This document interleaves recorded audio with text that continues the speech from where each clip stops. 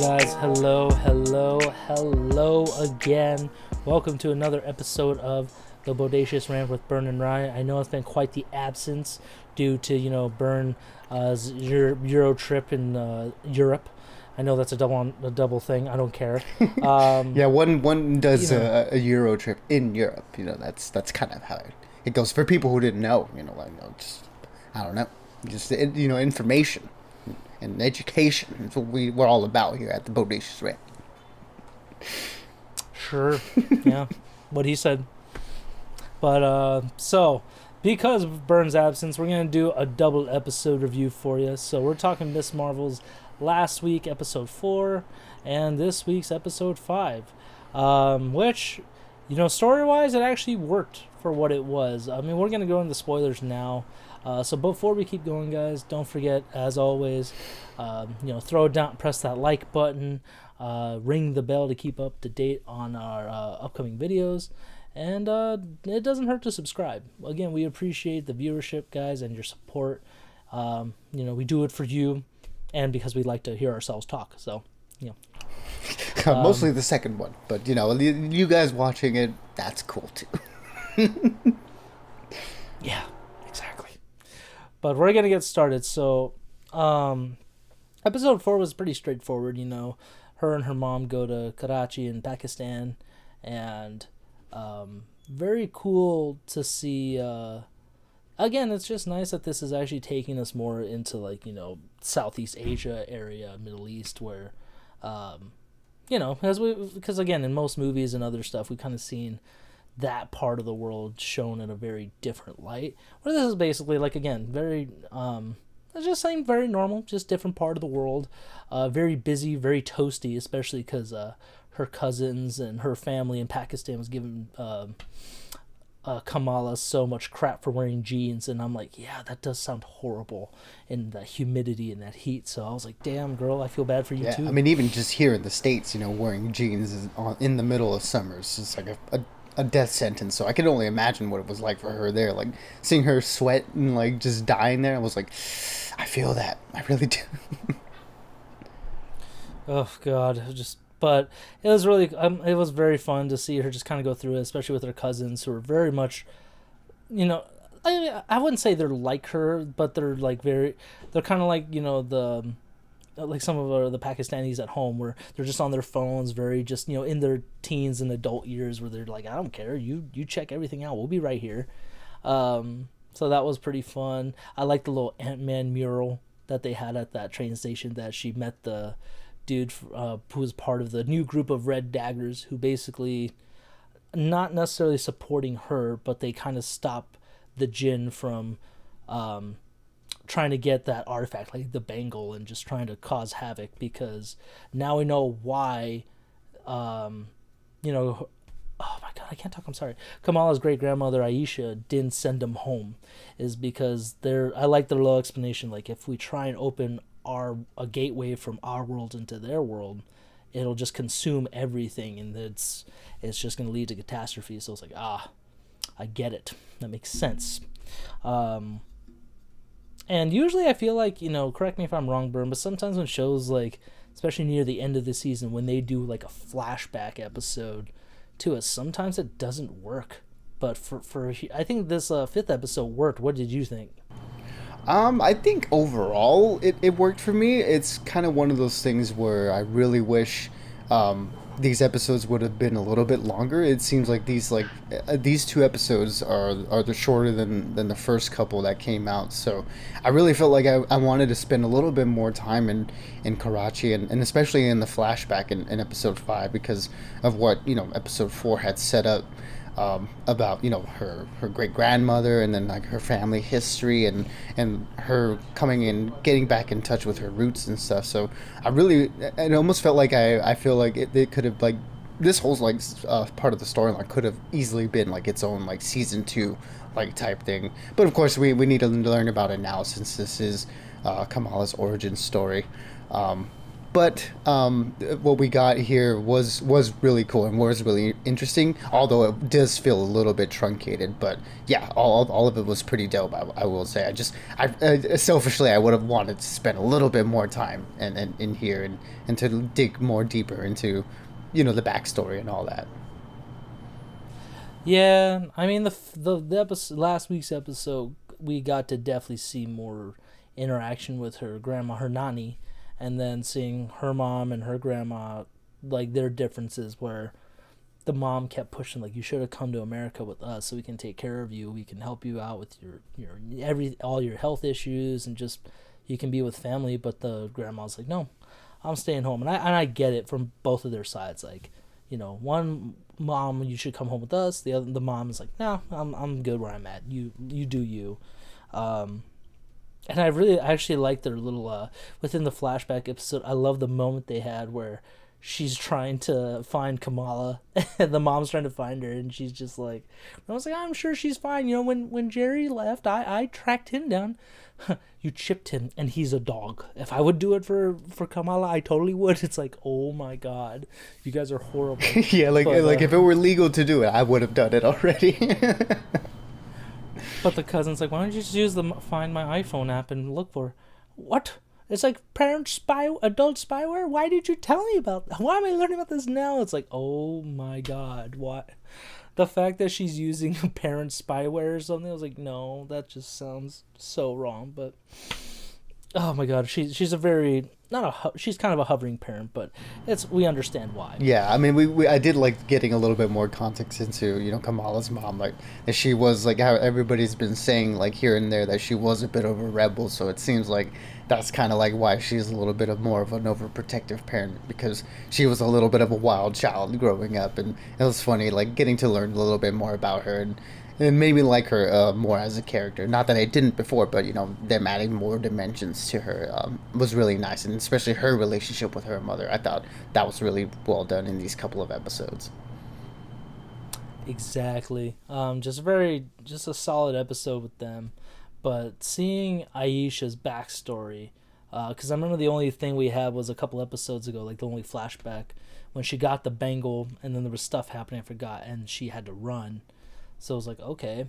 And, just her life with, the great-grandfather. I forgot his name in the episode, but a good love story, in my opinion, where, he's also kind of a rebel himself. He's trying to, unite the people against British rule. And they fall in love on their little farm. That was nice. Like I said, I think it filled in the gap. I can actually, now that you bring it up, I kind of feel like they did maybe speed through it a little bit, because it was just like met the dude, had the baby, and then the other Jin, I forget her name, but Kamara's mom, she comes back. Was it not Najma? How to spell? Najma. Yeah, Najma. Yeah, Najma. Yeah, she finds her, and it's like, oh shit, we got to get the hell out of here now. That train scene was done very well. You definitely get the feeling it was very hectic, and it did. Like, everybody's just trying to jump ship before all the madness happens, and it tied in beautifully to last episode where Kamala basically is flashed back into, like, she goes back in time into that moment where Aisha's so tied to the bangle, she kind of helped Kamala come here. And that was a pretty cool moment. I really like that little detail. Very Back to the Future-esque kind of feel, Yeah, and I think this is, correct me if I'm wrong, but I think this is one of the only other instances of time travel that we've seen in the Marvel universe. I mean, the only one I can think of is Endgame, and that had its own very, like, set of rules with how that they were able to pull that off. And for her to be able to do that here with the bangle, I think is interesting. Like, it sort of changes the game, and almost makes it seem like you said, yeah, like very Back to the Future-esque, where it sort of like loops in on itself, that it reveals that Kamala was the one who led her grandmother to her great grandfather. That was an interesting like development. I was like, okay, I didn't didn't expect to see that, and I didn't expect there to be any like time travel things in it. But that just goes to show, I guess, how powerful these Bengals are, and we're only just scratching the surface on their abilities. Yeah, I mean, again, I guess I just kept thinking of Shang-Chi and what those 10 rings could do. Like, we haven't really, I don't think we've seen the potential for those. Like, we haven't seen the complete potential. So I think the Bangle and Miss Marvel's kind of hinting, like, okay, if we see more of these artifacts in this phase of the MCU, that there could be a lot more hecticness, a lot more, I forgot what the multiversal collisions or something. I forgot what Doctor Strange and stuff called them. Incursions, multiversal Yeah, incursions. incursions. So we will have to see what happens with that, but that was really cool though. Kamala finding her grandmother's little baby, and it's just like, okay, I can't make a star, I can make a little circle. That's good, right? Like, it's like, okay, I guess. Um, she helps her, but then when the grandmother's the one who produced the stars, that was like, what? But again, they are a line of jinn essentially, so it's basically saying since Aisha is tied to it and it's passing on to the grandmother and I assume the mom and Kamala, it's like, okay, so you guys have all the potential to wield this power. And I like that the red daggers pointed that out. It's like you're harnessing that energy from the jinn's world, but yours is like a different glow. Like it's a lot more like, I guess I forgot what they were saying, but I was like, okay, that's actually an interesting way to what's the word I'm looking for? Like Kind of like recontextualize like her abilities like within the MCU as opposed to the comics where she's just an Inhuman essentially, right? yeah, I think that was it's a very different way, but you know what? It still works because her powers are essentially still the same, just with, lights. So I think that's pretty cool. And it's a Um, little more ingrained in her culture and within her family and stuff. So yeah, I do like these changes.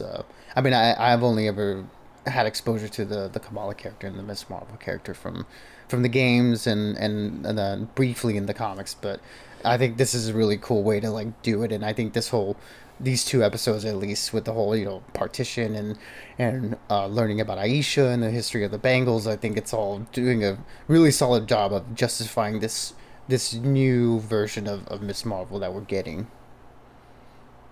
yeah, exactly. Um, and the rest of the episode was pretty straightforward. Like I mean, it was really cool to see that when Kamala comes back, that gateway did open. So it's like, oh, I thought it's like, oh, maybe they can go home. This is fine. But then when the one Jin, she steps up first, so I was like, oh wait, maybe that's not gonna end well. I don't know.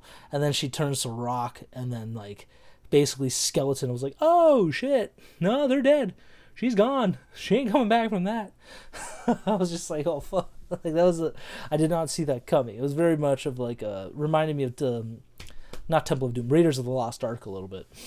Yeah, there was elements to that. I was like, damn, she is not gonna be a Miss Marvel too. That's for sure. Seriously, there is no season 2 for that lady. Um, and then Kamala, just being the hero she is, just kind of trying to tell Najima like you still have Kamara, like you can't just leave him behind, and just like kind of using her light to like block that gate from like messing anybody up.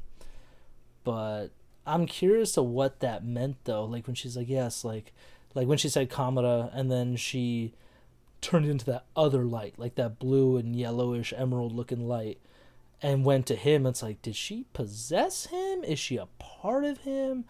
I don't know. I don't know what you I think. kind of took that as her passing on her Jin abilities to him. Like I don't know if because it didn't seem like he had any abilities like up until that point.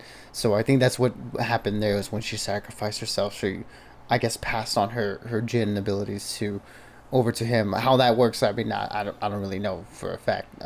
But that at least that's what it looked like because I mean we see him use like some form of ability that is similar to Kamala's later on. So I think that's definitely what happened. Yeah, I was just like, what the hell is happening? But his powers, it's a very similar energy thing, but not just the lighter color is interesting. And then her mom finding out. I didn't see that coming, but her mom and Nani took it very well. I was very proud of that. I was like, oh, okay, you guys are happy with this. Like, sweet. This could have gone I thought I was going to go to Aunt May, where it's like, oh, what the fuck? It's just... I guess for all the things that Kamala's mom could be worried about, I guess her daughter being a superhero is not, I don't think it's high on that list. There are a lot of worse things that kids can be at that age. You're not wrong, my friend. She could be doing all kinds of devilish things, but she's a kid, so she's fine. And I like when they found the necklace. It's like, oh, it's broken. It's like, I still like Miss Marvel symbol. I love it. I can't wait to see the whole suit next episode. And then like we said, we found the little more interaction between Nani and her mom, where she's like, oh, I ran away to America for a Bon Jovi concert. It's like, what? You really are a savage. And that's how we know that's how she fell in love with her Kamala's dad, through Bon Jovi. So it's like, I get it. It's a beautiful blessing either way. I guess, Bon Jovi, he just brings people together, I mean, I do like Bon Jovi myself, so I get that. Other than that, just seeing Kamala reach out to... oh my god, now Bruno? I can't remember the dude's name. Thank you, Bruno. It's been a long week. It's Bruno, Brian, it's all those things. Kamran doesn't even remember his name, so can't blame you. But I like that he acknowledged it. He's like, "Oh my god, I've been calling you this name the whole time." It's like, no, and he's like, "No, it's okay, man." It's like, yeah, the whole time he thought he was doing it okay. despite him. It's like, nah, he just legit didn't remember your name. It's like, Bruno, stand up for yourself, man. Have some spine. But yeah, and then like the whole whatchamacallit, the damage control. Yeah, damage control's found him, so I'm curious to see what's gonna happen. Again, Kamala, I think, is gonna suit up next episode. Hopefully, she stops damage control. I'm curious. Do you think Kamala will end up being a villain against her, just to find out what happens to his mom, because she thinks she's still alive, or do you think they'll kind of like a partnership kind of thing? I don't know. I guess we'll see how this goes, because I wasn't really expecting this to happen. I wasn't expecting Najma to get iced in this episode. I thought she was going to be the final villain of the season. So the fact that she got taken off the board with an episode to go kind of threw me for a loop, and it seems like, I guess, they're setting up damage control to just be the main villain of the season, which I don't know how I feel about. I guess we'll see how that wraps itself up at the end of next episode. But I feel like he can go either way. Like it seems like they did create like a pretty good of a bond within this season, but I can definitely see him having some issues with Najma sacrificing herself, or maybe him having some resentment towards Kamala. I don't know. I mean, we'll see how it goes. It can definitely go down that route where, they were potential lovers, but now they leave as enemies. I can see them definitely doing that. Yeah, we will have to see next week what happens. Did anything over these two episodes pop out at you, Burn, or do you think we kind of covered the good stuff? I mean, I think we covered it for the most part. Like I said, the biggest things for me were just this generational I guess healing that's going on between her grandmother, her mother, and herself. How these three women across generations have been affected by the great grandmother, essentially, and how that's sort of led this and paved this way for Kamala to be a hero. I thought that was really well done, despite me feeling like it was all a little truncated. I think the end result was really solid into playing into Kamala's backstory and her origin story. So I thought that was all really cool. Yeah, like I said, very, very solid episodes. I definitely want to see. I mean, for me, I think my favorite part, besides the action, has just been parts with her and her family. Like, I love their dynamic, and even though her parents can be on her about a bunch of stuff, they're very close, and I like seeing that like closure with her mom and Nani, because I know they were kind of strained over the years, but I think now they have an understanding seeing through Kamala. Like, okay, we have to let her be, like, we just all have to live with each other, accept each other. So I think I'm really hoping for that. But guys, you know, what did you guys think of Miss Marvel so far? You guys looking forward to the final episode? Did you like these last two? Did it fill in the gaps for you? And did you miss us? Like, just, I love to know. Okay, I need to be desired. Please. I mean, I was gone for 2 weeks. I mean, I'm sure y'all miss me. I hope so. I don't know. We'll find out. We're gonna see in the comments. Like, screw you guys. It's like, should have stayed in England. my face would just be like, Why the? but anyways, guys, as always, you know, we're back, so stay bodacious and keep on Ren, and we'll definitely see you guys, especially because The Boys is finishing up this week as well, so stay tuned for that. Yeah, absolutely. No shortage of things to talk about. Everything's sort of wrapping up right now, but then we got a lot of other new things coming out soon too. So yeah, lots of stuff to look forward to. Peace out, guys. Have a good night, and we'll see you on the next one. Alrighty, everybody. Adios.